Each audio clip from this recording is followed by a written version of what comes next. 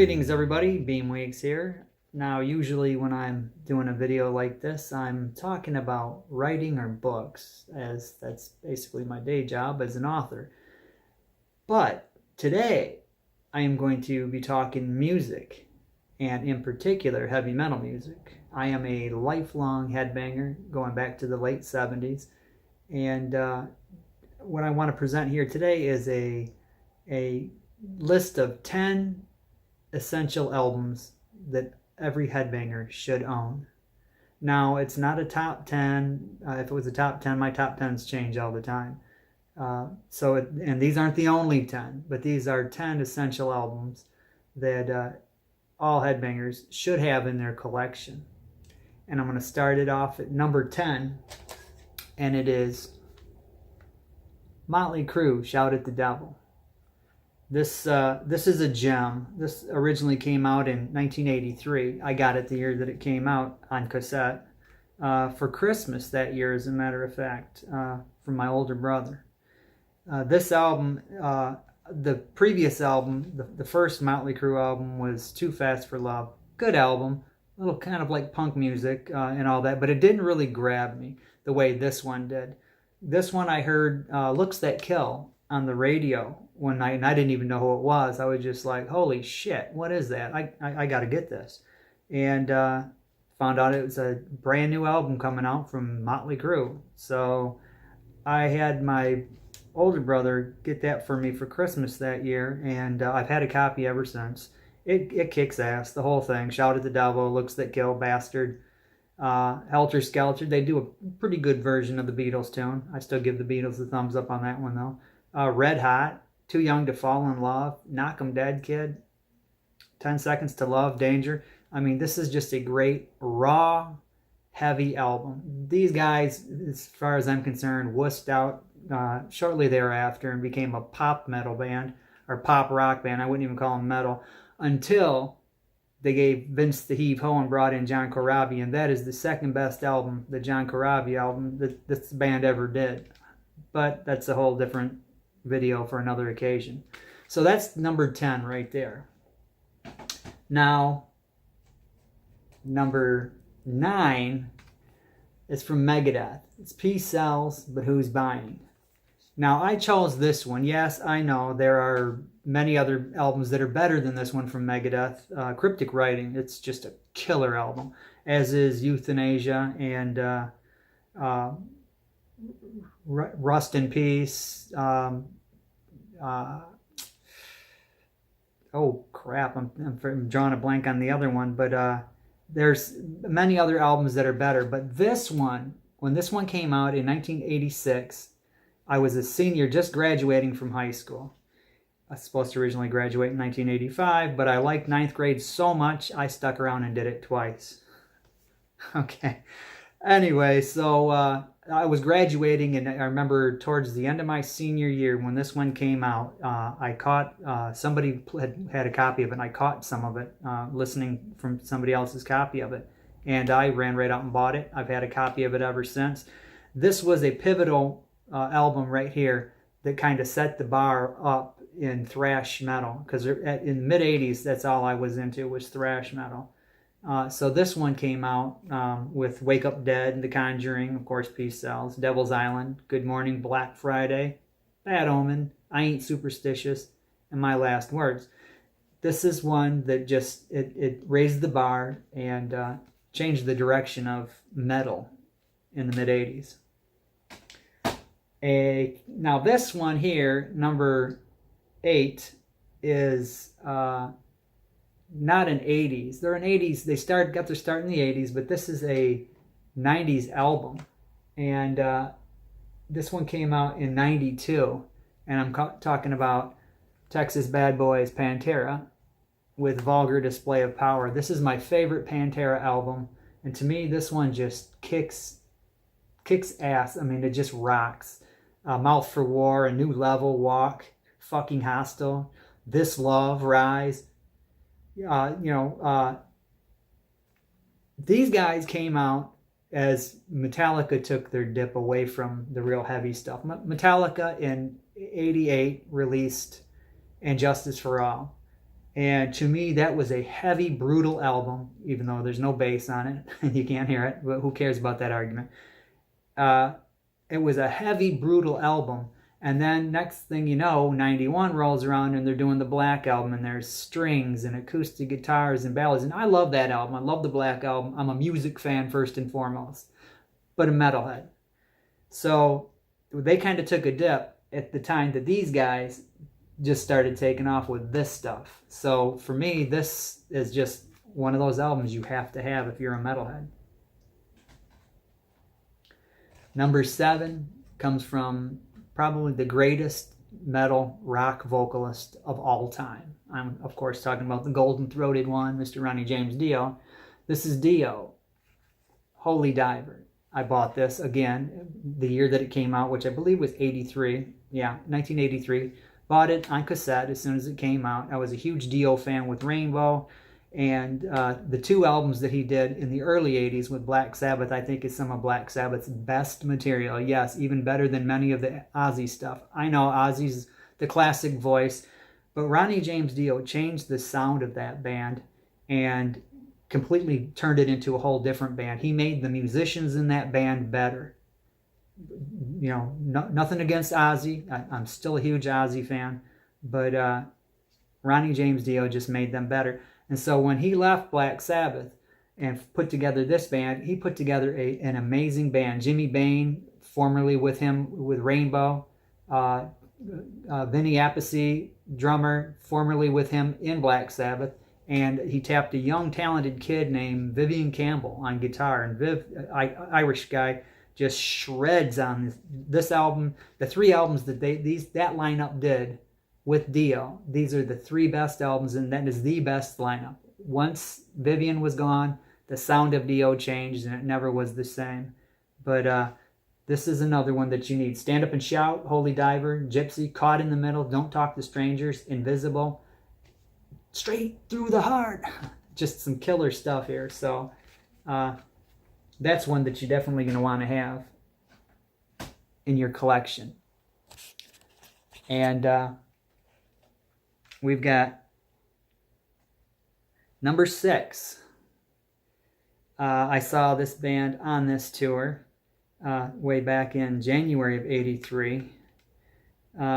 This album came out in 82, and it is Judas Priest, Screaming for Vengeance.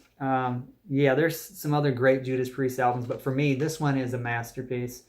So is the one that followed this one, Defenders of the Faith. I thought Defenders of the Faith is a masterpiece too. But this one here is just, I mean, the Hellion, Electric Eye, to open that album up. That's what they opened up the show with the first time I saw them in concert. Riding on the Wind, Bloodstone, Take These Chains, Pleasure and Pain and Pleasure, Screaming for Vengeance, You've Got Another Thing Coming, which still gets a lot of radio play to this day. Fever and Devil's Child. Just some amazing tracks, pure metal. Rob Halford and the boys at the top of their game. Just an incredible band. I was fortunate enough to see these guys 2 times in concert back in the 80s in their heyday. So that's one you have to have. And we're going to go number 5 now. This is another band I saw on this tour. I've seen this band 3 times, all back in the 80s, in their heyday. But this one here, number 5, is Iron Maiden, The Number of the Beast. Now, I know Peace of Mind was probably a little bit better album, and there's some other ones that came that were really good. But this was Bruce Dickinson's first album with the band. And he completely took them to a whole new level. Go back to Pantera. And this was also the last album that the incredible Clive Burr played drums on. Clive Burr was every bit as good a drummer as the man that replaced him, Nico McBrain. But Clive had some issues with drinking and whatnot. And there was, this is a band that was just trying to take the next step up. And, they weren't going to let anything stand in their way. But this album here, with Invaders, Children of the Damned, The Prisoner, 22 Acacia Avenue, The Number of the Beast, Run to the Hills, Gangland, Hallowed Be Thy Name. Hallowed Be Thy Name is just a metal anthem. I mean, it's just a brilliant, brilliant song, and it really showcases the incredible vocal skills of Bruce Dickinson, as does The Number of the Beast. Some of those notes that he just goes way up for, and he can still pretty much hit those notes, which is amazing. But this is one that you want in your collection if you are a metalhead. And I said I love Ozzy, love the Sabbath stuff. Well, number 4, I got to see this tour, Ozzy Osbourne, Diary of a Madman. I saw this concert. I still have the ticket stubs. I have all my ticket stubs for my shows. But I saw this show 6 weeks before Randy got killed. So I was fortunate enough to see Randy. And this is just a brilliant album. And I know some people can say, well, Blizzard of Oz is better. Blizzard of Oz is a great album, as is this is a great album. And unfortunately, there's just limited resources when it comes to Randy Rhoads material. But this album is raw, whereas Blizzard of Oz is slickly produced, and which is fine because it got him on the radio and it got some airplay. But there's just a raw texture to especially the guitar sound, and it's just you got Over the Mountain. Over the Mountain, I think, my personal opinion. So other people might have their own favorites. My personal opinion is the solo in the middle of Over the Mountain is the greatest guitar solo ever recorded. Now, I know some people are going to say this person and that person, whatever. You're all entitled to your opinion. That's my opinion. So, Flying High Again, You Can't Kill Rock and Roll, Believer, just a great track. Little Dolls, again, just a great track. Tonight, SATO, Sailing Across the Ocean, not Sharon Arden and Thelma Osborne, as Sharon likes to claim. That song was written by Bob Daisley, not by Ozzy. And the title track, Diary of a Madman, which is just a beautiful display of Randy's classical guitar work on display there. So this is one that you have to have if you're a metalhead. And this one here is pretty much the one that started metal off for me. Way back in the yonder years of 1978, Van Halen 1 came to the fore. I remember the first time hearing that and thinking, what the fuck is that? Although I didn't talk like that back then because I think I was like 12 years old, 11 or 12 years old. But it was just one of these mind-blowing things. And what I remember hearing for the first time, Eruption.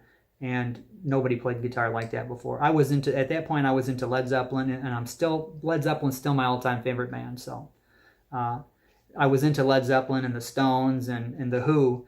A lot of the old British bands that were blues-based, but when Eruption, the first time I heard Eruption, it was just like, holy crap, this is amazing. Running with the Devil, You Really Got Me, Ain't Talking About Love, I'm the One, Jamie's Crying, Atomic Punk. Just a brilliant collection of music from a young group of guys that were hungry to make a mark, and boy, did they ever. That's one you have to have. And there's other Van Halen albums too. I'm not talking about the Van Hagar stuff. I'm talking about Van Halen that are excellent, that belong on a list, but for today, not this list. Number 2, which could have been number 1 as well, because this album here it's the second biggest selling album of all time, behind Thriller by Michael Jackson. And this one is, some people might say it's played out because you hear many of the tracks on the radio, and I would think that it's played out too. But the moment you crank one of these, you drop the CD in, and I start working out because I listen to CDs when I'm working out or when I'm mowing the lawn. Drop that CD in, and it's not played out anymore. I crank it up and rock out to it. And of course, I'm talking about ACDC's Back in Black. I got this for Christmas the year that it came out in 1980, and because I was a huge AC/DC fan prior to that, all the Bon Scott stuff. I had all these Bon Scott albums, and wasn't sure what to expect with the new guy. But he changed the sound of the band, but he changed it in a good way. I won't say for the better. I will just say he changed it in a good way, much like Ronnie James Dio did with Black Sabbath. I still think he made the band better, the musicians better, but he changed the sound of that band in a good way. This one with Hell's Bells, Shoot the Thrill, What Do You Do for Money, Honey, Giving the Dog a Bone, You Shook Me All Night Long is overplayed. Even I, when it comes on the radio, tend to turn the channel to another station, but just because I'm burned out. But it's still a great song. Just burned out from hearing it. Have a Drink on Me, Shake a Leg, and of course Rock and Roll Ain't Noise Pollution. This is a fantastic album, and most people do own it because it's like sold 40 million copies worldwide. So most heavy music fans do have a copy of it. I know a lot of people say technically it's not metal, it's hard rock. Yeah, it rocks, man. So that's all I care about. And my number one, can you guess what that is? This is another game changer for me. Master of Puppets by Metallica. And to me, this is the greatest example of metal and thrash metal from the 80s. It's not quite as thrashy as Slayer or, you know, some of that early Anthrax or whatever, or Exodus. Loved Exodus and all that stuff. But this one was a game changer. This one is what kind of brought respect to the whole genre of thrash metal. These guys, the musicianship is brilliant. And yes, a lot of that has to do with the late, great Cliff Burton. He understood melody. He understood song structure, and he helped the other guys to become better. Because if you listen to Kill 'Em All, is a great metal album, just a great metal album. But it's vastly different from what followed with Ride the Lightning, which had more of a Cliff influence on it, and then to this. Had Cliff lived, we would have heard some amazing stuff, I think. But, you know, we still did hear some amazing stuff. I'm still a big Metallica fan. They're my second favorite band behind Led Zeppelin. But this album, for me, was the one that just, it represents the perfect metal album, as far as I'm concerned. Battery, Master of Puppets, The Thing That Should Not Be, Welcome Home, Sanitarium, Disposable Heroes, Leper Messiah, Orion, and Damage Incorporated. That's just a brilliant collection there. The Black Album sold a lot more copies. The Black Album, I think, is like 16 million in the United States, and then like 30 million worldwide, or somewhere along those lines. That's their big album that will just make sure that they have money coming in for the rest of their lives. But this one here, I think, is the best of the Metallica bunch. So that's my number one album. And I don't know, yours is probably something different, but hey, that's what opinions are for. You're entitled to your own, and these are mine. But hey, if you agree, shoot me a comment down below.